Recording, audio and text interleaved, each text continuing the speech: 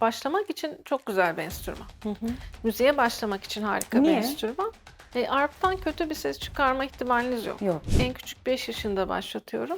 En büyük öğrencim şu an 82 yaşında. 82, wow. Ben de geç kaldım diye düşünüyorum. Evet, Hiç evet. geç kalmamışım. Sadece solo arp dinlemek de çok keyifli bir şey. Evet, evet. Yani piyano hariç belki hiçbir çalgıyı bu kadar kendi solo repertuarında hani insanlara dinletebilme şeyi bu kadar yüksek değildir. Almanya'da var, bu arpların ustaları var. Kelt arplarını üreten Fransa var, İtalya var, İngiltere var ve Amerika var. Bunların içinde Türkiye var artık. Türkiye'de değil, dünyada yoktur. Yani ihtiyaç olunca her kendin şeyi yapıyorsun, üretiyoruz. her şeyi. Yani bir tane vidayı bile şu an ben kendim yapabiliyorum. Türkiye'de ilk ve tek cümlesini o kadar çok kuruyorum ki artık. Evet. O da tek, bu da ilk, bu da ilk.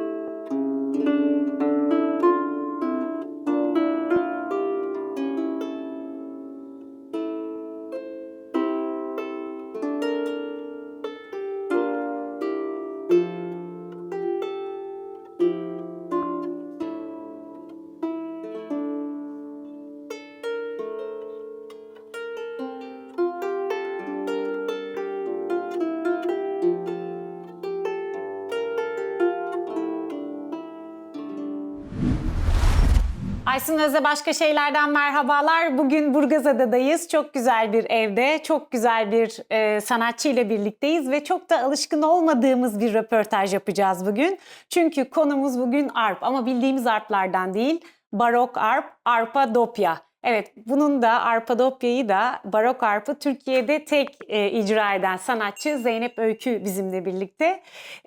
Adada güzel bir gündü. Arp konuşacağız, müzik konuşacağız ve sormak istediğim, merak ettiğim çok fazla şey var. Siz de arpla ilgili çok fazla şey öğreneceksiniz. Özellikle de barok arpla ilgili. Evet Zeynep, dünyada da aslında çok icra edilmeyen, Türkiye'de sadece sen icra ediyorsun. İcra etmekle de kalmıyorsun, bir de özel bir arp tasarladın. Hatta Türk Hava Yolları'nda taşıyabilmek için onlara özel bir arp tasarladın. Bunların hepsini konuşacağız ama neticede hani böyle özel bir enstrüman çalmak, ki senin yolculuğun aslında sanatla başka şekilde başlıyor ama sen arpta karar kılıyorsun ve orada devam ediyorsun. Biraz aslında kendinden bahset istiyorum. İşte müziğe nasıl başladın, sanata nasıl ilgi duydun ve o seni nasıl barok arpa getirdi? Ve aslında sen mi arpı seçtin, arp mı seni seçti? Her zaman sanatçı olacağımı biliyordum aslında. Hiç başka bir olasılık yoktu aklımda. Ama bunun müzik olacağını bilmiyordum ya da arp olacağını veya erken dönem müziği gibi böyle niş bir alan üzerinde uzmanlaşacağımı. Hayatımdaki hiçbir şey planlanmış, düşünülmüş değil. Ama böyle olduğu için de çok memnunum. Aslında çok tatmin edici bir hayat yaşıyorum. Ben ressam olmak istiyordum çocukluğumda. Resime ilgi duyuyordum. Ve gerçekten ciddi anlamda resim yapmak istiyordum. Resim eğitimine de piyano eğitimi alıyordum ben küçükken. Piyano eğitimi aldığım yerin alt katında bir resim kursu vardı. Piyano eğitimini de çok seviyordum aslında, hocamı da çok seviyordum, ama alt kata kaçıp kaçıp resim atölyesinde sürekli resim yapıyordum. Bir süre sonra ikisine birden yazıldım. Oradan çıkıp oraya gidiyorum. Sonra piyano hocası değişti. Benim orada biraz kalbim kırıldı ve tamamen kendimi resme verdim. Müziğe ara verdiğim kısa bir süre oldu aslında. Hı hı. Tamamen kendimi resme verdim. Ve ciddi anlamda artık resim yapmaya başladım. İlk kez tek başıma yurt dışına çıktım. Küçüğüm bayağı. 12'den 13'e geçtiğim yaz olması lazım. Bir resim yaz kampına Hı. yazıldım. Bu yaz kampında ilk kez arpla tanıştım. O arp benim ilk arpım oldu. Orada gördüğüm arpı alıp getirdim ve büyük bir inatla, sevgiyle, şevkle, istekle ben arp çalmak istiyorum dedim. Ondan sonra hayatım böyle bir yola girmiş oldu. Ondan sonra her şey arpla birlikte oldu artık. Evet. Aslında sen arp'ı buldun, arp seni buldun. Orada bir tamamlanma gerçekleşti herhalde. Çünkü piyanoyla başlayıp resim ve sonunda arp gönlünü fethetmiş belli ki. Ama senin hikayende yani sadece çalmakla kalmıyorsun. Daha sonra bir de tasarlıyorsun da. Yani bu tasarımcı tarafı sonuçta en iyi bilen zaten hani müzisyendir. Oradan çıkacak sesi, ergonomisini vesaire. Dolayısıyla o tasarımcılık nasıl gelişti? Biz Anatolian Harps olarak Türkiye'nin ilk ve tek arp üreticisiyiz. Eşim Ali Öztürk'le birlikte başlattık bunu. Uzun yıllardır aslında eğitim veriyorum ben. Hı hı. Ki eğitim vermeye oldukça küçük yaşta, 17 yaşında başladım ben eğitim vermeye. Çok fazla öğrencim oldu. En büyük sıkıntıları arp temin etmekti Türkiye'de. Gerçekten çok zor, ithal etmek çok zor, çok yüksek gümrük vergileri var. Çok narin bir enstrüman olduğu için taşınması çok zor. Dolayısıyla büyük bir nakliye ve gümrük ücreti ödeyerek getiriyorsunuz zaten pahalı olan bir enstrümanı. Hiçbir zaman çok yüksek kalitede bir arp getiremiyorsunuz. İkinci kalitesiyle yetiniyorsunuz. Türkiye'de yaşamanın bir cezası gibi. Pek Ve çok enstrüman içinde bu geçerli herhalde değil mi? Genelde aslında öyle, çok evet, duyuyorum evet. müzisyen Hı hı. arkadaşlarımdan. Yani bir şeyin böyle en iyisine layık değilmişiz gibi biraz da böyle kalbimi kıran bir hisle. Ve o layık görüldüğümüz ikinci kalite arpları da getirememeye başladık. Pandemide kargolar çok arttı.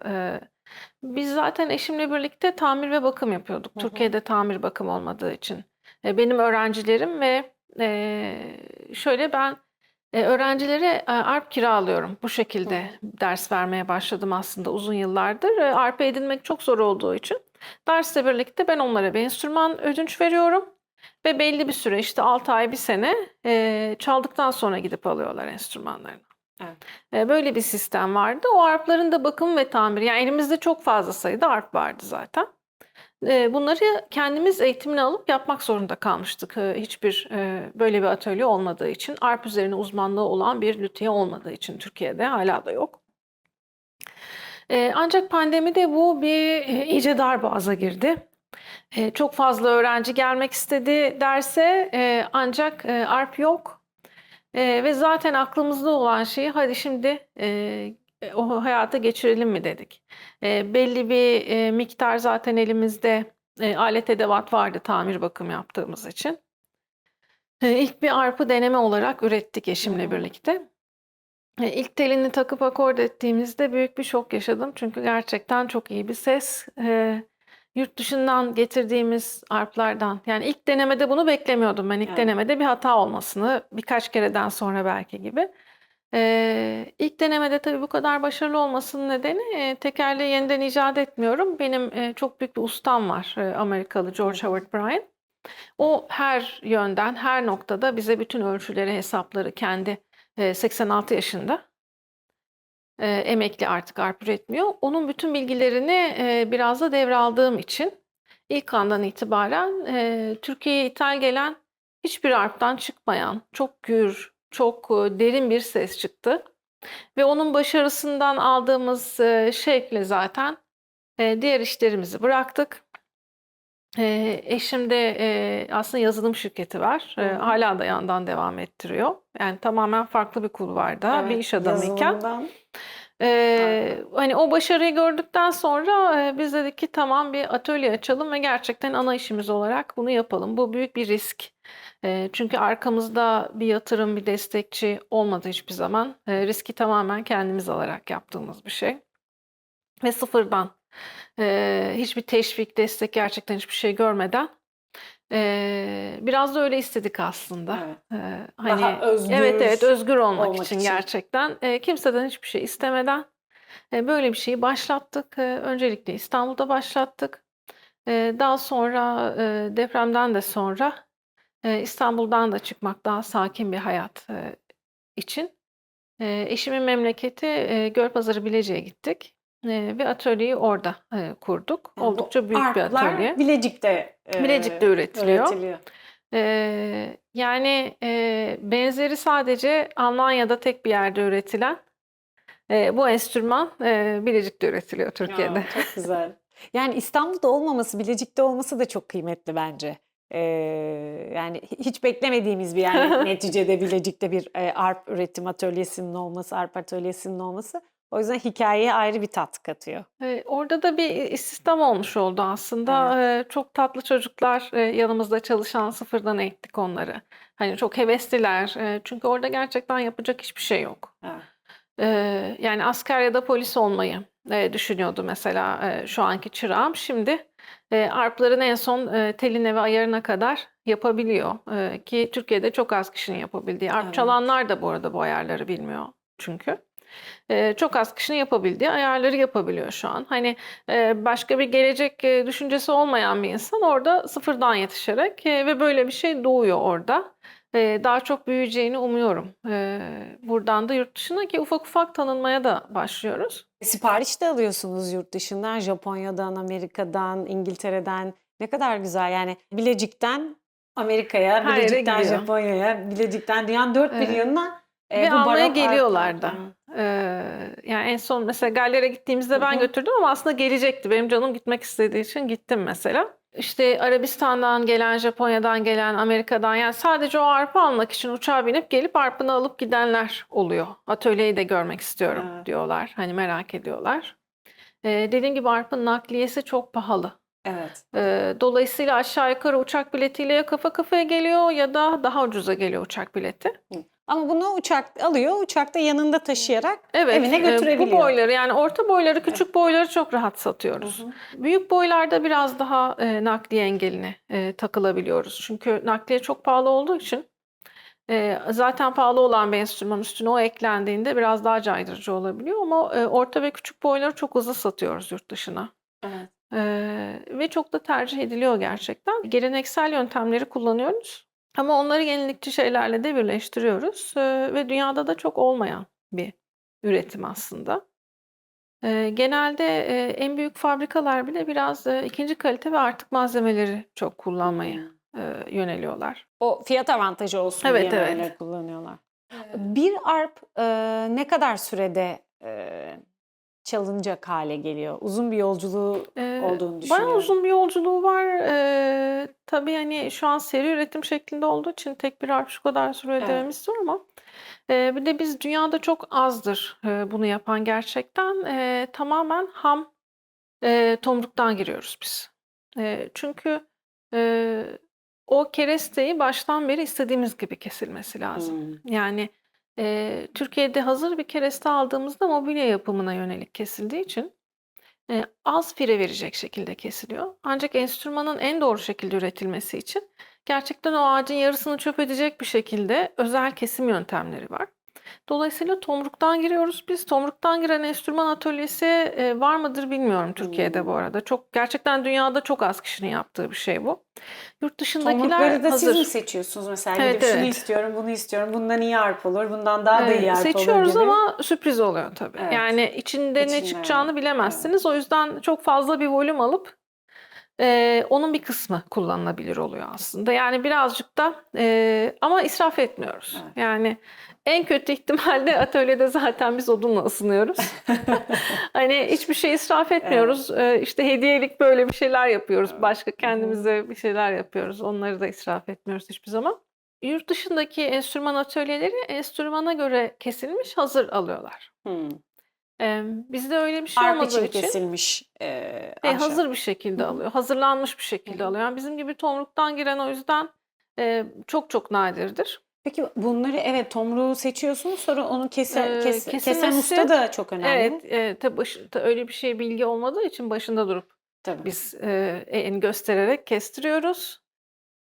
Atölyede her türlü alet var. Yani bir enstrüman yapım atölyesine giderseniz normalde bizim atölyedekinin yarısı kadar alet olmaz. Dünyanın belki hiçbir yerinde olmaz. Biz sıfırdan girdiğimiz için çok fazla büyük, ağır hani makinamız var.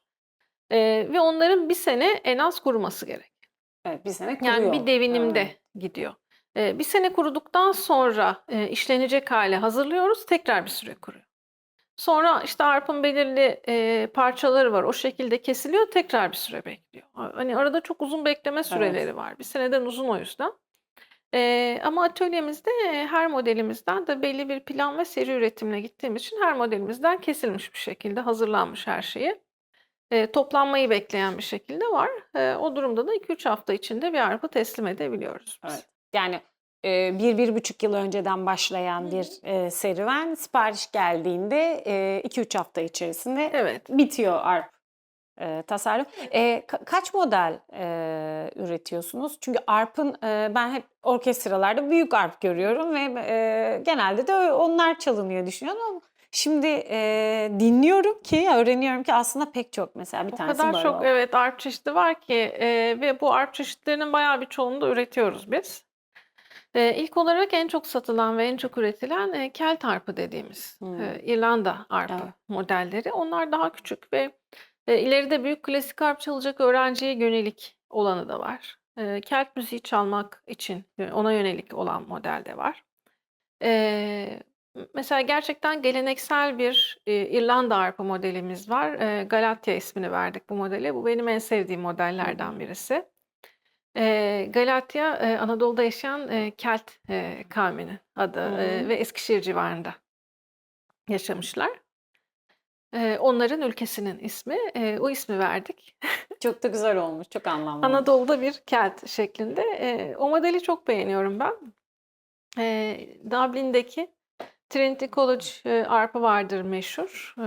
Trinity College kütüphanesinde. Oradaki arptan, esinlenerek tasarlanmış. Birebir kopyası değil ama çok yakın bir kopyası mesela. Böyle bir model var. Tamamen seyahat arpı olan bir modelimiz var. Modellerin isimleri de, Anadolu'daki medeniyetlerin isimleri. Hep bir, şehrin ismi genelde, bir antik kentimizin ismini verdik. Arna modeli var. Bu seyahat arpı. Sadece 4 kilo. Çok da kolay taşınıyor. Çok kolay taşınıyor. Ama mesela piyasada, küçük arp, mini arp gibi şeyler görebilirsiniz biraz araştırırsanız. Onlar arp değil. Yani o kadar küçük arp olamaz. Çünkü belli bir tel uzunluğu Evet. olması lazım. Benim en küçük modelim gene de, hani 1 metre civarında boyunda. Daha küçük bir arp olamaz. Yani Evet. ondan ses çıkma ihtimali yok. Gene lirimiz var mesela tarihi.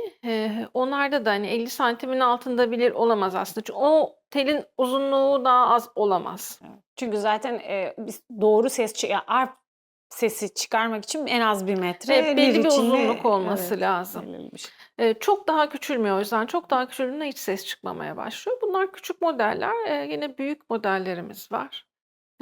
Anadolu'nun en ihtişamlı kentlerinden Sardis ismini verdim büyük modelimize mesela. O çok gür sesli. O kaç metre? O da gene o 1,5 metre civarı boyu mesela. Bunlar daha ufak harpler. En büyük ürettiğimiz harp benim barok harpım 1,95 boyunda. 1,95 o. Daha sonra tabii tarihi harpler ürettik. Bunların ben aslında açıkçası satacağını düşünerek değil, kendim için yaptığım bir tasarımdı. Barok harp dünyada çok az var çünkü çalan. Üreten de çok az var. Kendim için tasarladım. Eşimle birlikte, tarihi tablolara bakarak, kaynakları araştırarak oldukça zorlu bir süreçti. Ve, bir tablodan örnek aldığımız, birebir, kopyasını yapmaya çalıştığımız bir arpım var 1,95 boyunda 88 telli. Hangi tablodan hatırlıyor musun? Davut Peygamber'in arpı, Hı hı. tablonun konusu. Ama tabii ki Davut Peygamber döneminde öyle bir arp yok. Hani o dönemin en popüler arpını Hı hı. koymuşlar. O arpın kopyasını yaptık. Konserlerde, icra ettiğim arp o. Hı hı. O Akçaaş'tan yaptığımız mesela ve oldukça da hani görenlerin, beğendiği, biraz hafif ağzının açık kaldığı bir arp. Yani Evet. dünyada, Almanya'da bir usta var, çok meşhur. Bu büyük boyları üreten başka kimse yok zaten. Hımm. Şu an bir Almanya'daki korku usta içinde ve olabilir. sizin atölye. Ya, ufak ufak bizimki duyulmaya başlıyor bu barok harpler. Size nasıl ulaşacaklar? Mesela ben arp çalmaya karar verdim ki yani her an karar verebilirim. Seni çalarken gördüğümde falan çok etkileyici çünkü ve çok da Buyurun. güzel bir ses çıkıyor. Evet, ben, eğitim almak istiyorum. Bu arada eğitim de veriyorsun, o da çok önemli ve nasıl ulaşıyorum ben? Yani bu arpı almak istediğimde nasıl internet üzerinden mi ulaşacağım? Evet, çok küçük bir dünya olduğu için harp dünyası zaten kulaktan kulağa. Yani, mesela bizim uzun bir süre web sitemiz bile yoktu. Şu Hı an var hı. Hı hı. anatolianharps.com. Ama çok uzun bir süre yoktu ve biz, deli gibi siparişlere Evet. yetişemiyoruz. Yani Meraklısı evet, buluyor değil evet, mi bir yani şekilde? buluyor. Hiçbir tanıtım yapmadan doğru dürüst ben, zaten siparişleri zor yetiştirdiğimiz bir şey yaşıyoruz biz. Evet. Şimdi ufak ufak tanıtım yapmaya çalışıyorum. Bir kurs açtık, Hı hı. bu sene, ve benim hayalim, isteğim, hani, eğitim veriyorum. Ben 15-16 yıldır ders veriyorum Evet. artık. Hani, bu konuda belli bir uzmanlığa ulaştım ama yani, ben bir insanım ve bir insanla, çok fazla bir yere gelinmez. Benim hayalim eğitmenler yetiştirmekti her Evet. zaman. Şimdi 2 tane kıdemli öğrencim, eğitim veriyor benim yerime. Ve mesela ben yeni özel öğrenci almıyorum artık. Evet. Özel ders vermeyi bıraktım. Sadece grup dersler veriyorum. Bir kurs açtık Hı orada. hı. Özel dersleri de onlar veriyor. Bir yandan onların eğitmenliğini yetiştiriyorum. O sayıyı arttırmayı hayal ediyorum.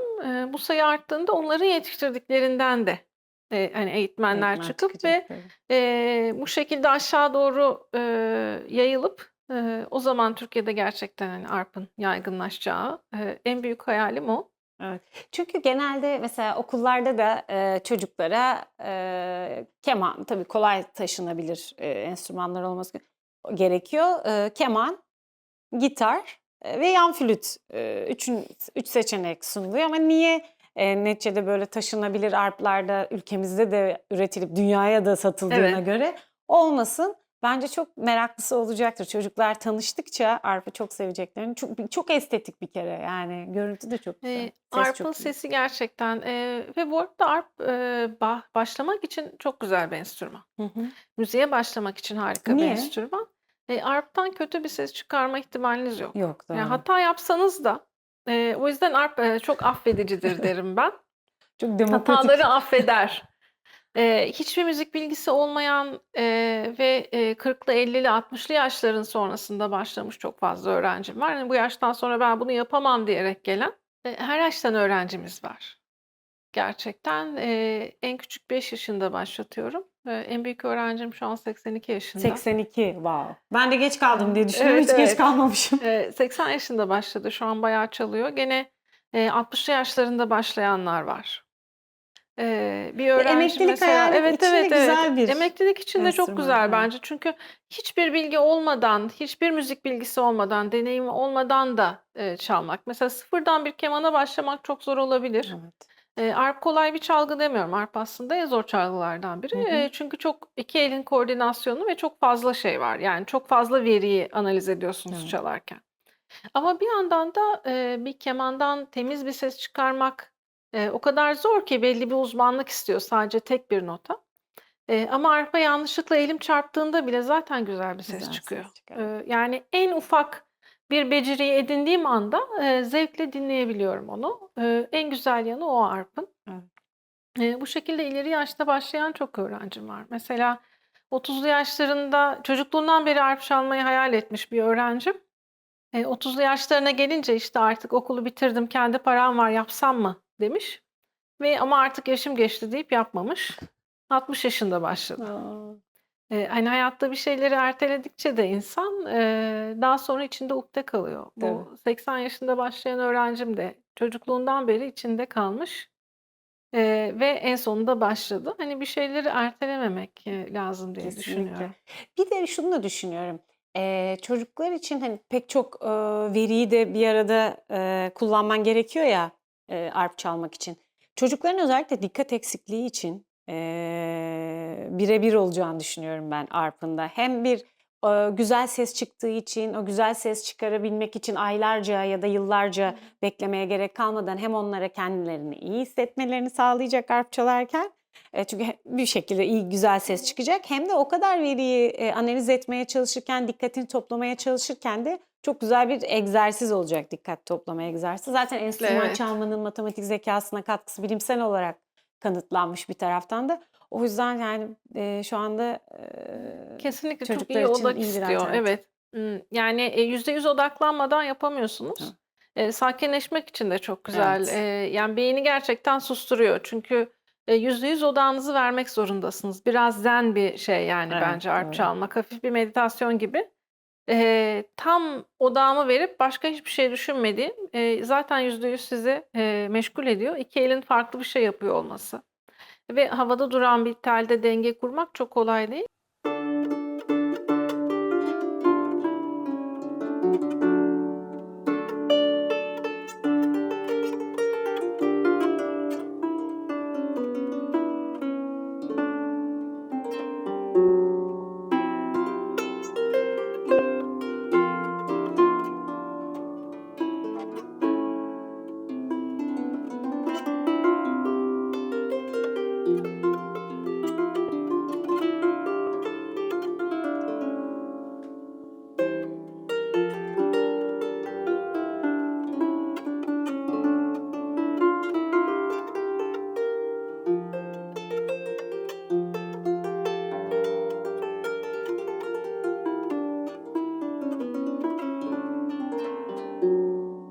Klasik arpla orkestra arpında pedallar var tabii. Evet. Ve o pedallar piyanonun pedalları gibi değil. Pedallarla notayı değiştiriyoruz.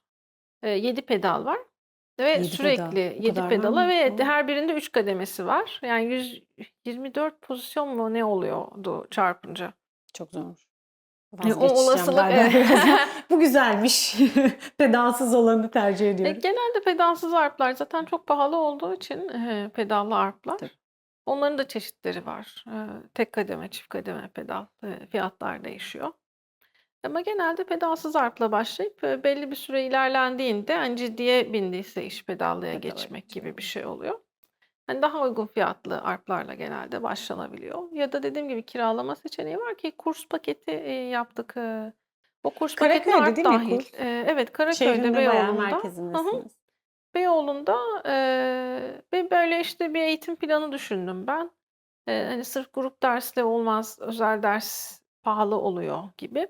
Evet. Arp'ı edinmek pahalı. Buna nasıl bir çözüm üretebilirim diye bayağı bir kafa yordum ve böyle bir plan yaptım. Arp dâhil kursun fiyatına. Yani arp'ı Hımm. ödünç alıyorsunuz kurs süresi Hı boyunca. hı. Öyle bir masraf olmuyor o yüzden. 1 hafta benle birlikte grup ders yapılıyor. 1 hafta asistanlarımdan birinden özel ders alınıyor. Ben de 2 haftada bir gelip grup dersleri veriyorum. Ben de, böylece köyde yaşamaya devam Evet, edebiliyorum. Bilecik'te, Kendimi de evet. biraz çektim böylece. Zaten şunu görüyorum, Zeynep Öykü hayatını arpa adamış, ve bir şekilde, hani, gerek enstrümanı tasarlayarak gerek üreterek, dünyaya satarak, Türkiye açısından da çok güzel bir şey bu. Hani, müzisyenler kendi aralarında Türkiye'de bir arp atölyesi var.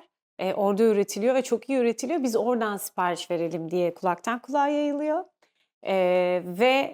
Burada da aynı zamanda, çocukların, gençlerin, her yaştan insanın arpa merak sarması ve sevmesi ve çalması için de bir eğitim, sistemi de hazırlanıyor ve o nasıl daha ulaşılabilir olacağı konusunda kafa yorulup böyle de bir plan, program çıkarılıyor. Yani aslında hayatın tamamen, hani, arp üzerine kurulu. Tamamen, arpa adadım birazcık. Kendiliğinden gelişti. Dediğim gibi planlayarak yaptığım bir şey değil. Ama, şu an böyle arp'ın tekeli gibi bir şey oldu. Öf, Yani arp kiralayacaksanız, ne bileyim, bir etkinlik için, arpist kiralayacaksanız, bir yerde arp evet, çaldıracaksanız, arp konseri dinleyecekseniz, arp satın alacaksanız, eğitimini alacaksanız geleceğiniz adres, evet. aynı yani. Tamir bakım da yapıyoruz bu arada. Bu, çok büyük bir şey aslında çünkü uzun yıllardır böyle bir imkân yoktu Türkiye'de. Tamir gerektiği zaman yurt dışına gidiyor arplar ve, hani, Çok büyük bir sadece, maliyet, evet. gidip gelmesi zaten $3.000 civarı. Tabii. Yani, sadece nakliyesi $3.000-5.000 arası tutuyor. Bir de Tamir ücretleri zaten ücret. çok yüksek. Gönderiyorsunuz, bir senede en az alıyorsunuz. Ve, hani, benim, belki 2 haftada yapabileceğim bir tamir için hani, en az $15.000 gibi bir, yani, arpa oraya gönderecek bir duruma geldiyse arpa zaten gözden çıkarıyor aslında Hımm. Türkiye'de. Hani, böyle bir Evet. zorluğumuz vardı. Peki, fiyat vermek ister misin bilmiyorum ama, normalde, başlangıç seviyesinde ben bir arp almak istesem, ben de çalacağım, çocuğum da çalacak, biz evde bir arp istiyoruz evimize. Ne kadar bir bütçe ayırmak gerekir bunun için? Fiyatlarımız sabit zaten, döviz üzerinden çünkü diğer, satanlar da hep euro ile Tabii. satıyor. Onlarla karşılaştırmak ve, hani, sabit tutmak açısından. En uygun modelimiz seyahat boyu olan model. O €1000 buradan Hı başlıyor. hı. Ve oradan yukarı doğru, 5-6'ya doğru gidiyor bizim modeller. İleride daha büyüklerini ürettiğimizde, tabii daha yüksek fiyatlı arplar da olacak ama şu an 5-6 arasında, en üst modelimiz bizim. Bunlar öğrenci arpları Hı hep. hı. Ama mesela bana ürettiğimiz büyük barokarp gibi bir şey, $15.000 civarı olur aşağı yukarı. Evet. Pedalsız olarak. Pedallı arplarda, 20-30 bin euro arasında oluyor satış fiyatları, yurt dışında. Evet ama, neticede, hani, $1000 ulaşılabilecek bir, Evet, rakam. başlangıç için, Başlangıç için, evet. zaten, hani, hobi olarak çalan bir insanın büyük bir orkestra arpına ihtiyacı Yok, evet. duymayacak, hiçbir zaman.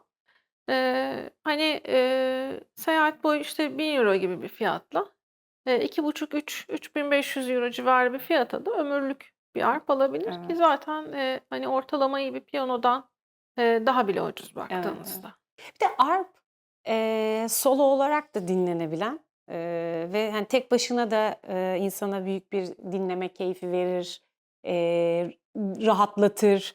O yüzden de çok güzel bir enstrüman. Yani, sadece solo, arp Evet. dinlemek de çok keyifli bir şey. Evet, evet. Yani piyano hariç belki hiçbir çalgıyı bu kadar, kendi solo Evet, repertuarında, hani, insanlara dinletebilme, şeyi bu kadar yüksek değildir. Çünkü piyano gibi çok sesli bir çalgı. evet. Kendi eşliğimizi de yaptığımız için, Hı hı. aslında çok fazla bir şeye ihtiyaç duymuyor. Eee, Yani bir keman çaldığınızda arkanızda bir piyano olmadan hiçbir şey yapamıyorsunuz Evet, aslında. Çok nadir yani yapılabilir evet. tabii ki. Bu açıdan da çalmak için çok güzel bir enstrüman. Bizim arplarımız, Türkiye'ye gelen arplar, fabrikasyon arplar dedim, çok iyi Hı arplar hı. Hı. gelmiyor bize başta bahsettiğimiz. Bizim arplarımızsa, gerçekten çok daha yüksek kalite bir üretim. Hani, aynı arpın birebir o ağaçtan yapılmış, hani, şeyle karşılaştıracağınız bir şekilde o tekniklerle yapılmış bir arpın yurt dışındaki değerinden, ben %30-40 yerine göre 56 gibi bir fiyatla Evet, satıyorum burada. O açıdan da tabii cazip oluyor, evet, yabancılar için de cazip oluyor. Yerli üretim olduğu için, daha düşük tutabiliyorum. Ağaçları aslında biraz sıfırdan girdiğim için de, düşük tutabiliyorum, evet, evet. ağaçları baştan alarak yaptığımız için. Yani Türkiye, sayende, arp üretip dünyaya satan bir Dünyaya ülke satan bir ülke. diyebiliyoruz. Evet, Dünyadaki çok az sayıda arp evet, üreten. Yani, Almanya'da var, bu arpların ustaları var. Kelt arplarını üreten, Fransa var, İtalya var, İngiltere var ve Amerika var. Bunların içinde Türkiye var artık ki, evet. Ne çoğu güzel. Avrupa ülkesinde yok bile. Yani arp üretimi değil, arp mağazası bile yok bir sürü Evet, Avrupa ülkesinde. Bizde var. Ya da, evet, hani, tamir, bakım, teknisyen mesela çoğu ülkede yoktur. evet, Orada da yurt dışından geliyor, yani, başka ülkelerde de. Bizde bu da var evet. artık.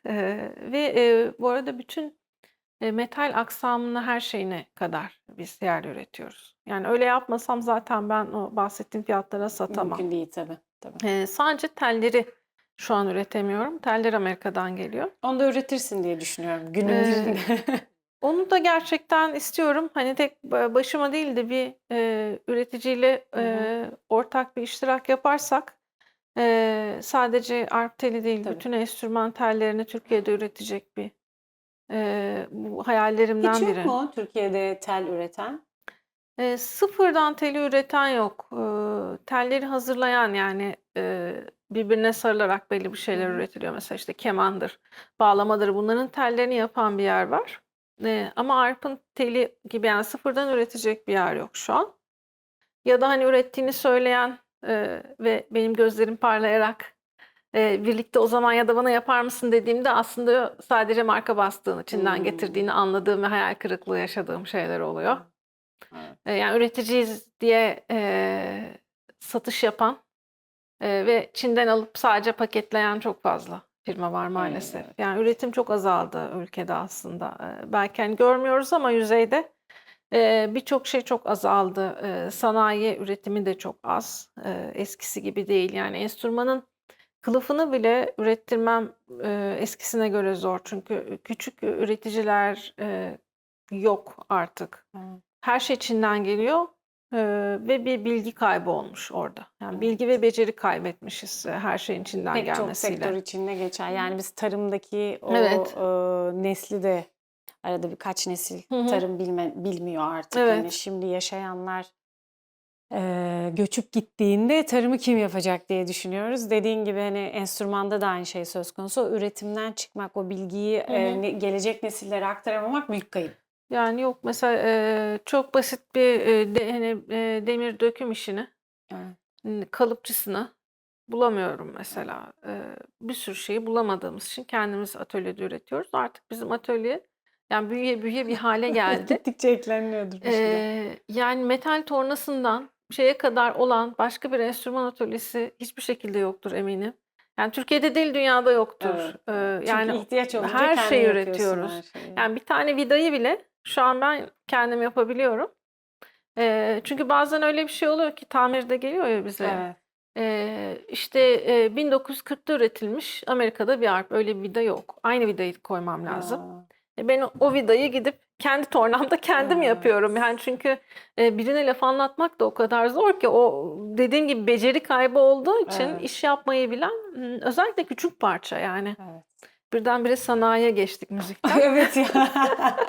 Küçük parça yapmayı bilen çok az var garip bir şekilde. Yani Evet. büyük bir şey yaptırmanız gene mümkün ama küçük şeyi Küçük, evet. algılayamıyor mesela. Böyle bir şey var. O yüzden tabii sen arp'la başlayıp sanayiye doğru giden Her kariyerinde. şeyi yapıyoruz. Yani bu arada ben ses mühendisiyim aynı Aa, zamanda. çok güzel. Biraz onun şeyiyle de aslında enstrümanları tasarlarken o akustik bilgisini de kullandığım için.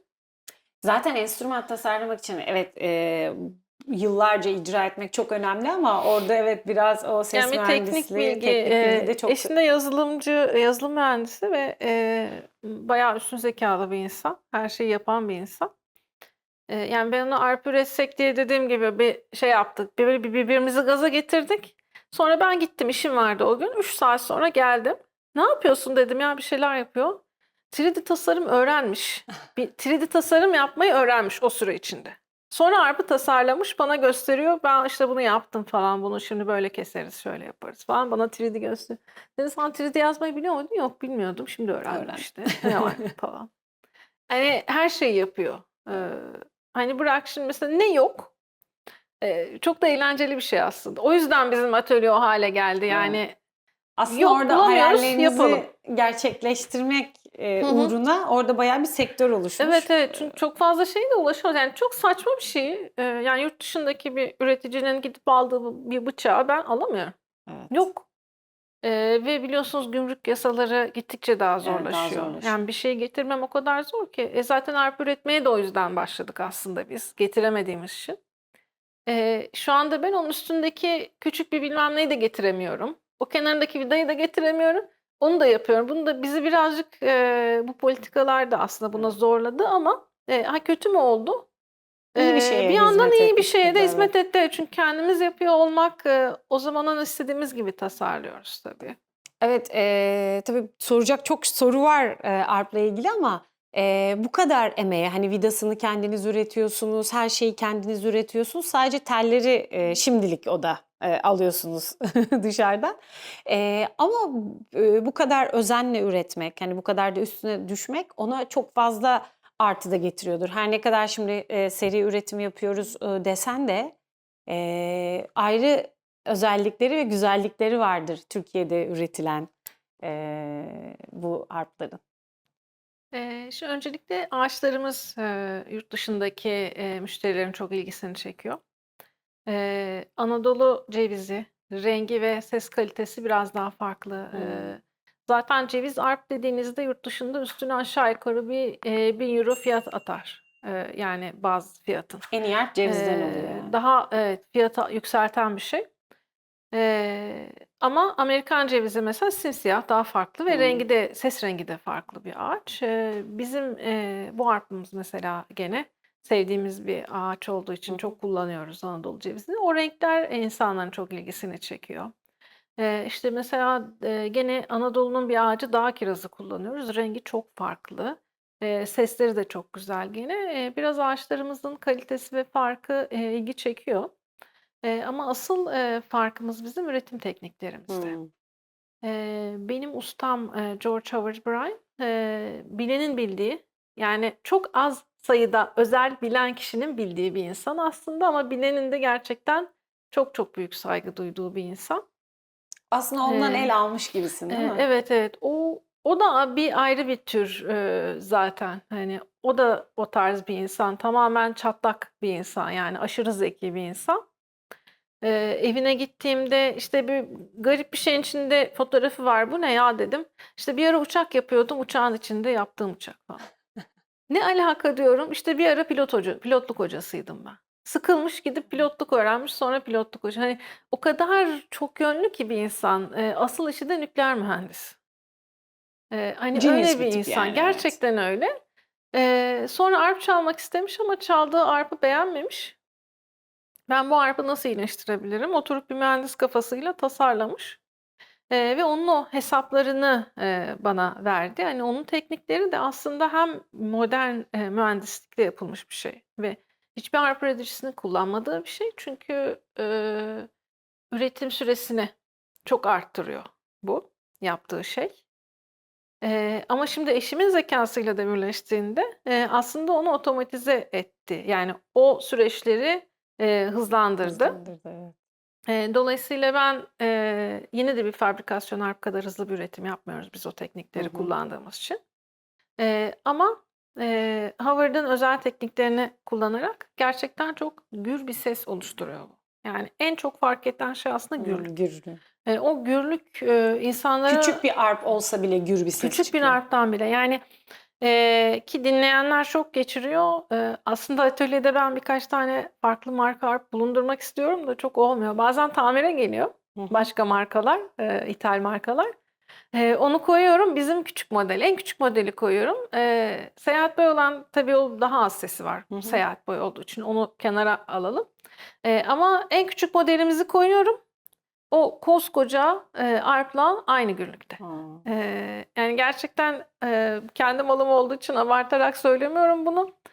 O karşılaştırmayı görenler şok geçiriyor ve anlayan, hani, bilerek, gelmiş arpa almaya, insanlar.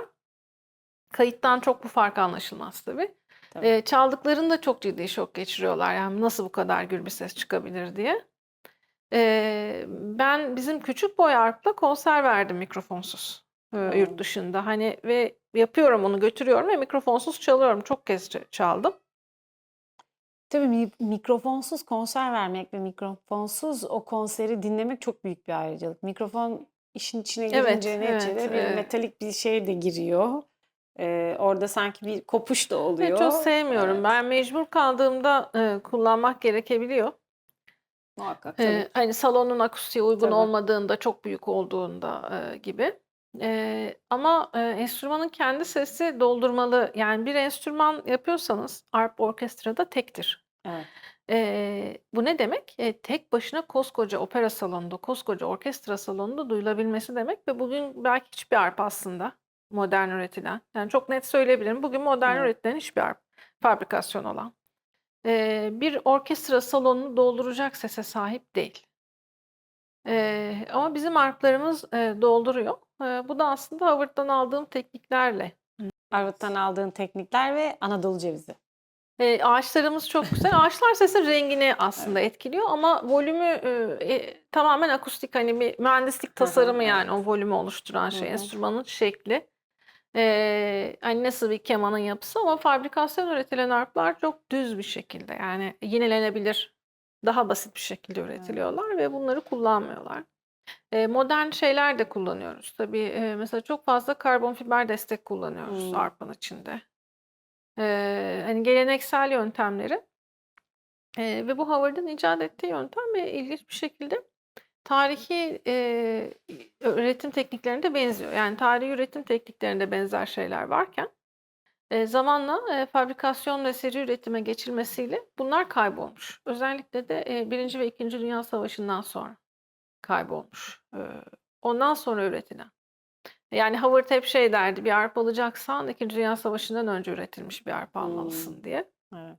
Savaşlar ne Eee, kadar çok şeyi etkiliyor. evet, çok lüks Evet. bir şey olduğu için, bir süre üretim durmuş ve geri döndüğünde o, bilgi kaybolmuş. Bütçeler de eskisi gibi olmadığı için üretim basitleştirilmek için bir sürü şeyden vazgeçilmiş ve öyle devam etmiş artık.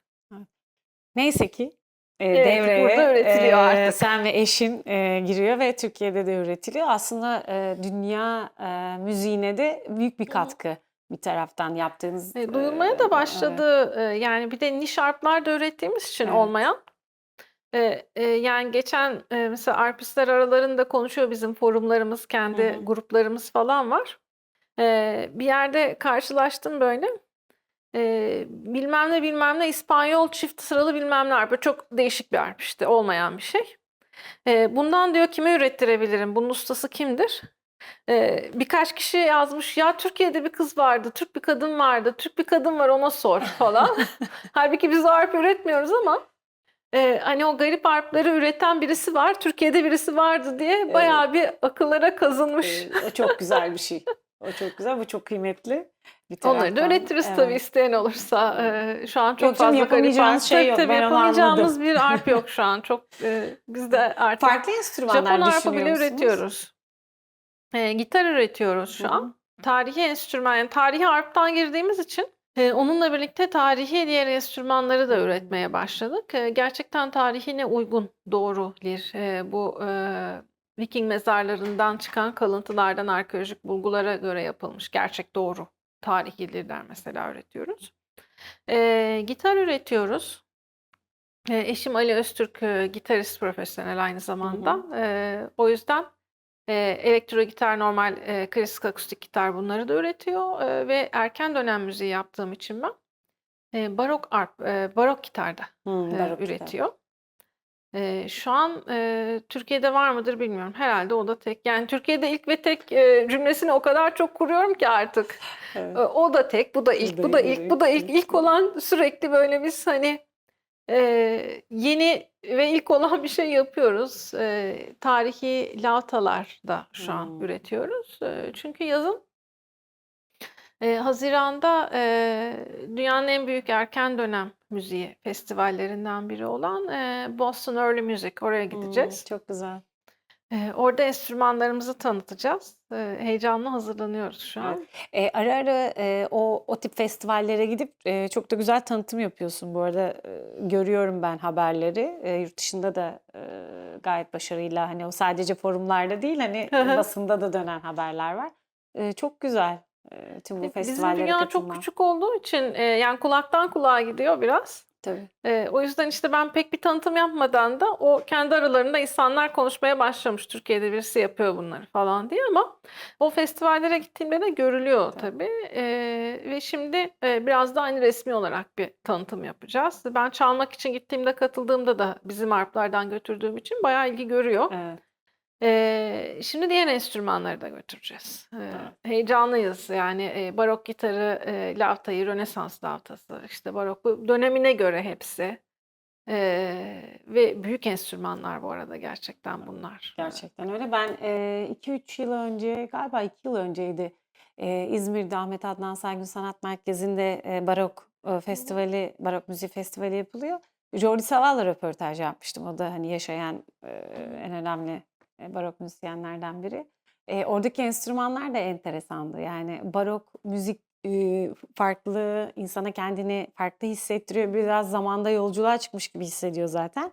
Ayrı bir dinginliği var. Meditatif bir tarafı var Evet. dediğin gibi. Zaten, arp başlı Yani, başına o öyle. dönemin, hani, müziğini tanırken enstrümanı da o dönemin enstrümanı olması bence çok kıymetli. Jordi Savall'ın, arpisti bu arada Andrew Lawrence King benim hocam. A! Ne güzel. Yani, barok arpa eğitimini de ondan aldım ki barok arpa üretirken her noktada da o yardımcı oldu bize, Evet, bilgi açısından. Hani, çünkü, bir insanın bir ömür içinde edinemeyeceği kadar çok bilgiye ihtiyacınız var. Ve burada, hani, bize, elini uzatan, yardım eden, ustalar, hocalar olmasa, biraz bu da çok güzel. Yani arp'ın, böyle bir hissi de var. Arpistler birbirine yardım eder mesela hep. Az olduğu Az olduğu için. için Evet. sanırım evet. Yani yurt dışında özellikle, hani, birbirinden çok gizlemezler. Hani, nasıl Howard, hiçbir şey Tabii. beklemeden bütün hesaplarını, ölçülerini, planlarını bana verdi. Gene yapardık belki. Tabii yapardık gene, hani, biz bu, Hı hı. inatla. Kesin yapardınız Eee, ama ama bir hazır sürü, başarısız denemeden sonra sonra yapardık. Hani, zaman tabii, kaybedilirdi. ilk andan itibaren. Tabii. Ve ilk ürettiğimiz arp, ilk prototip mesela şu an hâlâ hayatta ve Hımm. çok güzel bir sesi var ve hiçbir şey olmadı. Hani, bu sağlamlık açısından da, bu çok önemli çünkü arp çok tehlikeli de bir enstrüman. Yani 1 ton ağırlık taşıyor arp. O! Evet, Küçük bir arpta bile gene 250-300 kilo var en küçük arpta bile. evet. Doğru, o yüzden tehlikeli. Yanlış yapıldığında patlayabiliyor. A! Yani direkt kırılabiliyor. Böyle büyük bir patırtıyla ikiye Patırtıyla evet, ayrılabiliyor. o tehlikeli. Evet. O yüzden doğru yapılması çok önemli. Bir de şeyi merak ediyorum. Böyle müzisyenlere, baktığımda ve daha da yakından tanıdıkça mesela o müzisyenin o enstrümanı, seçmesinde bir sebep var. Mesela seninle de tanışınca sen çok dingin, çok sakin, bir mizacın var. Seçtiğin enstrüman da öyle, arp da öyle. O, enstrüman seçiminde mizaç orada sence devreye giriyor mu? Yani kendi mizacına uygun bir enstrüman mı seçiyorsun, hani, hayat boyu onu icra etmek için?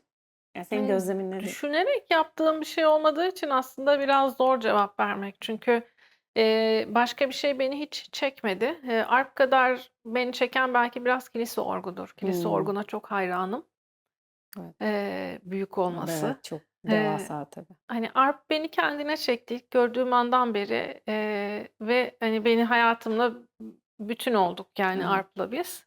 Bilemiyorum gerçekten, öyledir herhâlde diye düşünüyorum. Eee, evet, hani, ben, mesela çok zor sinirlenirim ya da, hani, gerçekten neredeyse imkânsızdır beni kızdırmak. Kızarsam da, çok kısa sürede unuturum onu, Evet. falan. Hani, böyle bir daha sakin, bir hâlim var Evet. gerçekten. Mesela senfoni dinlerken de, yani, eğer o temada bir savaş, bir Hı kavga, hı. kötü giden, bir şey anlatılıyorsa, arp orada devrede değil. Evet, Başka daha sakin. enstrümanlar Hı hı. giriyor devreye. Yani, o yüzden de, hani, sanatçıyla o, enstrüman arasında da bir bağ olduğunu düşünürsek. Barok operada mesela biraz böyle bir şey, çok daha nettir Hı eski. hı. Hani, daha eski ya da, Evet. orkestral müzikte, daha eski operatik müzikte, karakterin bir enstrümanı olur mesela. O karakter Hımm. geldiğinde o enstrüman çalar.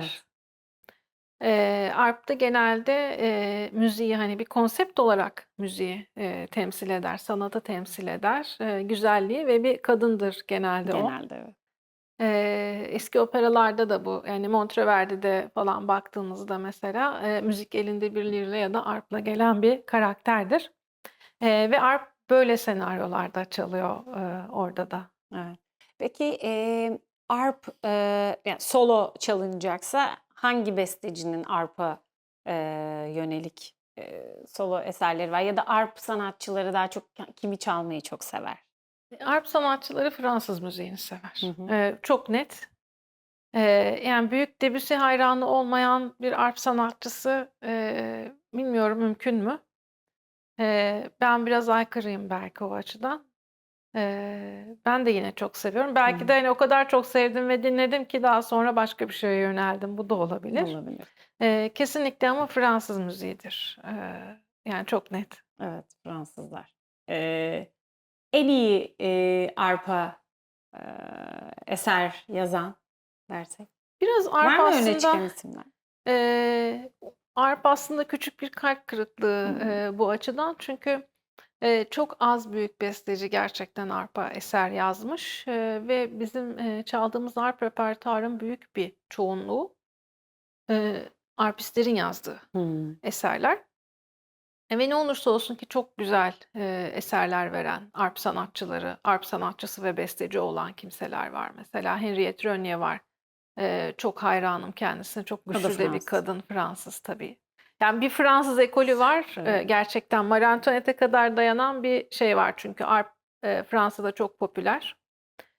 Arp'ın Fransa'da popüler olmasından dolayı da iyi hocalar, iyi eğitim ve iyi arp üreticileri hep Tabii. Fransa'da olmuş, o tarihlerde. Klasik müziğin doğduğu ve geliştiği tarihlerde.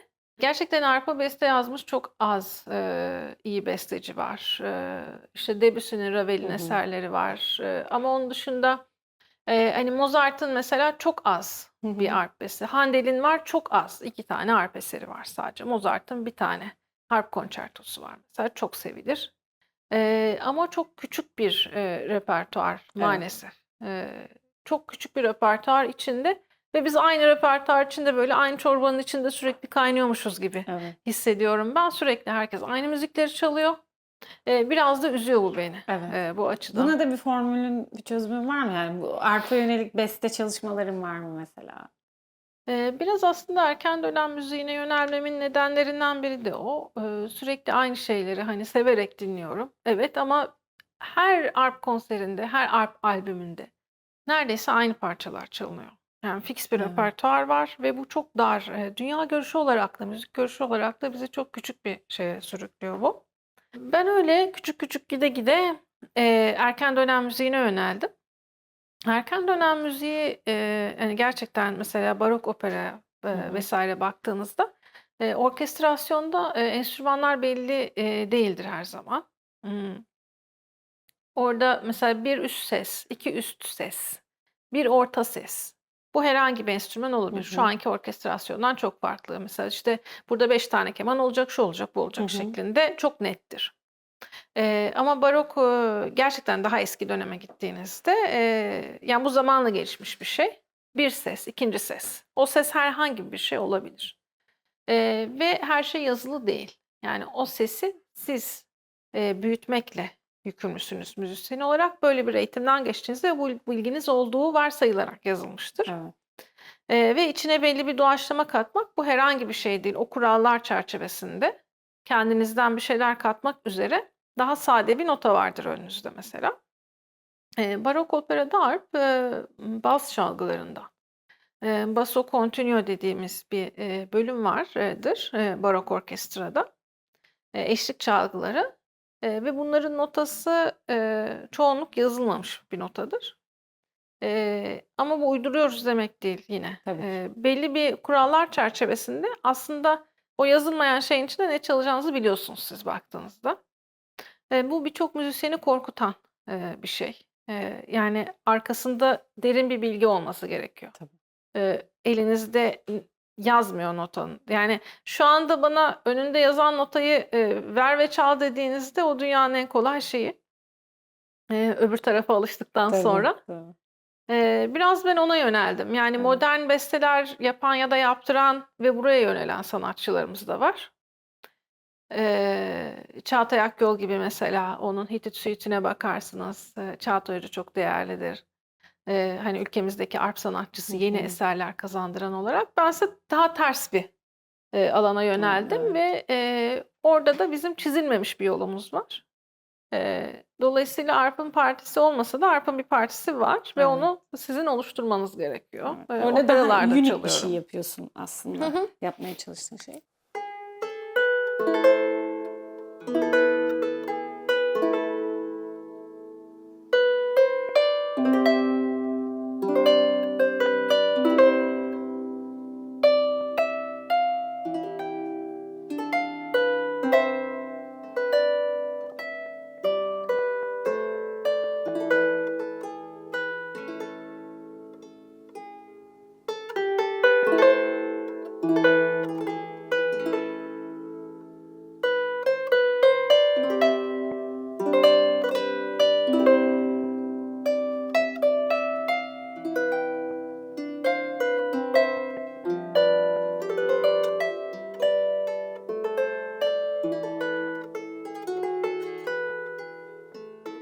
Son olarak da saçlarını sormak istiyorum tabii ki.